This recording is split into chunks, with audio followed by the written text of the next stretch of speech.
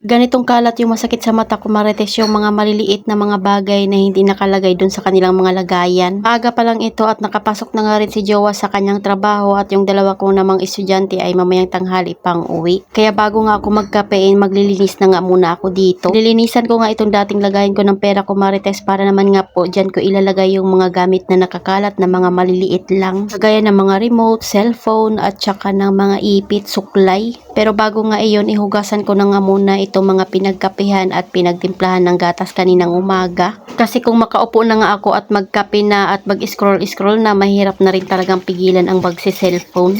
Maganda rin naman itong lagayan ng pera ko dati, ko, Marites, dahil pwede mo nga rin hiwalay-hiwalay yung benta dyan. Kaya lang nung dumami nga po yung benta niyan, ko, Marites, at hindi natanggal ay nabasag nga po iyan. Yung pinakataas dyan ay lagayan ko ng tindahan, pati yung benta na bariya. Sa pangalawa naman nga po doon nakalagay yung sa mga yosi at soft drinks. Sa pinakailalim naman ay doon nga rin po nakalagay yung sa GCash, pati na nga rin po sa ice at hinilagyan ko lang ng hati. Pero minsan nga, ko, Marites, pag marami kang ang bentang papel ay lumalabas nga po sa likod, kaya nilagyan ko nga rin po iyon ng harang. Ngayon nga po ay naisip po siya lagyan ng mga abubot para naman nga po walang mga nakakalat sa paningin ko na mga maliliit na bagay. Ako kasi talaga, ko, Marites, hanggat maaari gusto ko yung nakatabi yung mga gamit or nakatago. Pag hindi naman na nga po kailangan ay tinatapon ko talaga. Kasi isa din talaga iyon na nakapagbibigay ng maraming tambak sa bahay na mga gamit. Kung hindi nga kailangan ng ginagawa ko ay bigay or tapon lang. Ang hindi ko lang talaga ma-let go, ko, Marites, ay yung mga damit ko na kahit hindi naman nakasya sa akin dahil nag-iisip pa rin ako baka sa susunod ay maging kasya na.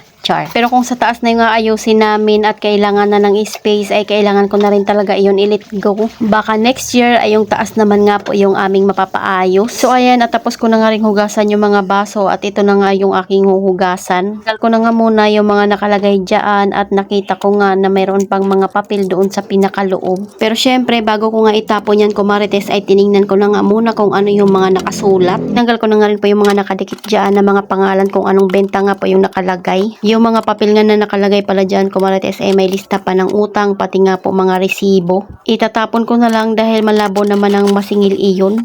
So ayan, at kumuha na nga rin po ako ng color safe at Sondrox nga po na kulay puti. Yung panghugas pala namin sa plato dyan, ko, Marites, ganyan nga po yung kulay niyan dahil kulay pink nga po yan, tapos nalagyan nga po yan ng Sondrox. Kahit ganyan naman nga po yung kulay niyan ay binubuhusan ko yan ng mainit pagkatapos kong mag-init ng panlagay dun sa termo namin. Hindi lang po siya mukhang malinis pero malinis nga po iyan. Ay nag-comment nga rin po sa akin na napaka-aksaya ko nga sa dishwashing liquid. DIY dishwashing liquid nga po itong aking ginagamit sa panghuhugas, ko, Marites, kaya naman napakatipid nito. 200 plus mo, abay aabot na sa'yo ng 3 months. Mas mapapagastos ka kasi pag bibili ka nga ng mga dishwashing liquid at medyo mahal pa. Pag ganitong DIY yung dishwashing liquid yung ginagamit mo ay talaga namang mapapa-unlimited ka ng gamit. Medyo malaki din ito, ko, Marites, kaya naman sulit din talaga ito na paglagyan ng mga benta. Ginawan nga rin po ako ni Jowa ng lagayan ng benta sa aking tindahan dahil hindi na nga rin po kasya dito. Kaya ang gagawin ko nga ay lalagyan ko na lang ito ng ababot kaysa nga po ay nakatambak lang sa gilid. Kulay puti nga rin po ito kaya pasok pa rin ito sa aming team. Hindi ko sana tatanggalin yung nasa likod niya kasi yung pinakaalikabok ay hindi nga rin po matanggal kaya kailangan ko ng baklasin.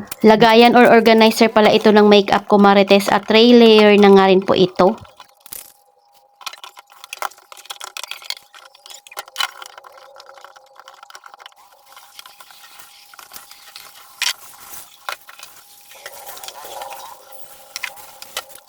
After ko hugasan yung lagayan ng perahan, ito yung lababo naman nga po yung aking sasabunin. Hindi rin talaga pwede na hindi ko linisin itong aming lababo pagkatapos ko ngang gamitin. Lawan ko nga lang po ulit bago ko nga po iyan patuyuin dyan. Tanggal ko na nga po yung mga kalat dito dahil dito ko nga po siya ilalagay. Bala ko nga pong linisin itong harap ng TV pati nga po yung lamesa na lagayan ng printer para naman nga po magandang tingnan. Dami kasing mga nakalagay doon at feeling ko nga madumi na yung lamesa kaya i-general cleaning ko nga po ito. Sakto nga po siya dyan sa pwesto niya, ko, Marites, tingnan nyo at para nga pong sinukat iyan. Ko nga po ilalagay yung mga pabango ko, suklay, pati na nga rin po yung mga remote. At doon naman sa 3 layer na pwedeng paglagyan ng mga abubot ay dyan ko ilalagay yung mga maliliit na bagay na hindi naman kailangan. Dahil napahaba na nga po itong aking video, ko, Marites, kaya bukas nga po i-upload ko yung part 2 ng aking paglilinis dito. So ayun lang muna, ko, Marites. Salamat sa panonood. Follow for more. God bless us. At sana i-share nyo na nga rin po itong aking video.